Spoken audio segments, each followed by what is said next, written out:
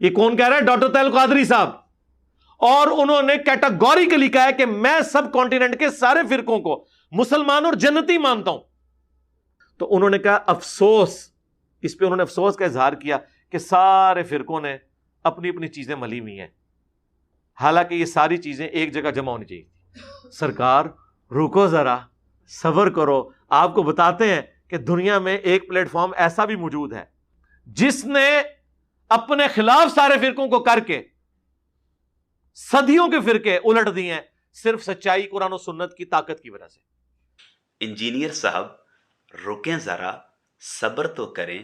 4x4 کے کمرے میں بیٹھ کر اتحاد امت کی بات کرنا اور بات ہے، تشیع مجمع میں ابو بکر صدیق زندہ باد، عمر فاروق زندہ باد کے نعرے لگوانا اور بات ہے. کیا سنی اور شیعہ بھائی بن کر اسلام پر، توحید پر، رسالت پر اکٹھا ہونے کو تیار ہو تو پھر شیعہ اور سنی بھائی آپس میں ہاتھ ملا کر یوں کھڑے ہو جائیں. کہو سیدنا صدیق اکبر، حضرت فاروق اعظم، حضرت عثمان غنی، علی شیر خدا، ولایت علی، خلافت صحابہ، حسینیت، یزیدیت، اسلام. کبھی کبھار مولانا طارق جمیل صاحب سے فون پر بات کر لینا یا بنفس نفیس ملاقات کر کے آ جانا اور بات ہے، لیکن جس وقت دیوبندی مکتبہ فکر کی اس تبلیغی جماعت کے افراد پر مساجد کے دروازے بند کر دیے جاتے تھے، اس وقت اپنے مرکز کی مرکزی مسجد میں مولانا طارق جمیل صاحب سے دعا کروانا اپنے مجمع میں اور بات ہے. کبھی کبھار ہفتے کی ایک نشست میں صحابہ کرام کی عظمت پر لیکچر ریکارڈ کروانا اور بات ہے، لیکن 36 گھنٹے تک تشیع اور اہل سنت کے علماء کو بیٹھا کر عظمت دفاع شیخین پر لیکچر دینا اور بات ہے. سال میں ایک مرتبہ یا 2 بار بین المذاہب یا بین المسالک ہم آہنگی کے فروغ کے لیے بند کمرے میں کوشش کرنا اور بات ہے، لیکن ہر سال مینار پاکستان کے سائے میں 12 ربیع النور کی رات بین المذاہب اور بین المسالک ہم آہنگی کے لیے افراد کو جمع کر کے اتحاد امت کا پیغام دینا اور بات ہے. علی بھائی، آپ سے میرا کوئی ذاتی اختلاف نہیں ہے، کبھی آپ کی مخالفت نہیں کی، کبھی آپ سے منافرت کا اظہار نہیں کیا، شخصی اختلافات کو کبھی فروغ نہیں دیا، لیکن ادھورا سچ لوگوں کو نہ بتائیں.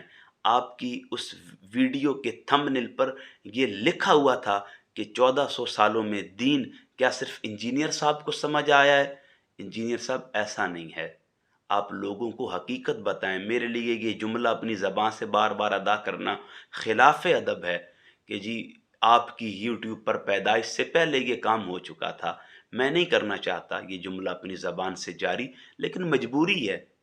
آپ سمجھیں گے میں کچھ اور لینے آیا ہوں، نہیں، یہی بیان کرنے آیا ہوں کہ آپ کی یوٹیوب پر پیدائش سے پہلے یہ کام ہو چکے تھے. آپ طارق جمیل صاحب کے ساتھ ڈاکٹر صاحب کا تعلق دیکھیں تو وہ اس صدی کا نہیں ہے بلکہ پچھلی صدی سے شروع ہے.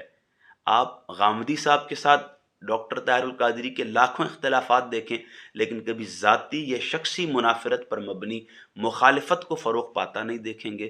اسی طرح اہل حدیث مکتبہ فکر کے ساتھ یا تشیع احباب کے ساتھ قادری صاحب نے کبھی ذاتی بغض کا اظہار نہیں کیا، بلکہ آپ کی یوٹیوب پر پیدائش سے 20 سال پہلے ڈاکٹر طاہر القادری صاحب عملی میدان میں اتحاد بین المسالک کو فروغ دیتے آ رہے ہیں. ناظرین، اس لیے میں ہمیشہ کہتا ہوں کہ بات ادھوری نہیں کرنی چاہیے، مکمل کرنی چاہیے. بغض و حسد سے، ذاتی منافرت سے، کس بیانی سے پاک ہونی چاہیے اور حقیقت کا حقیقی عکاس ہونی چاہیے.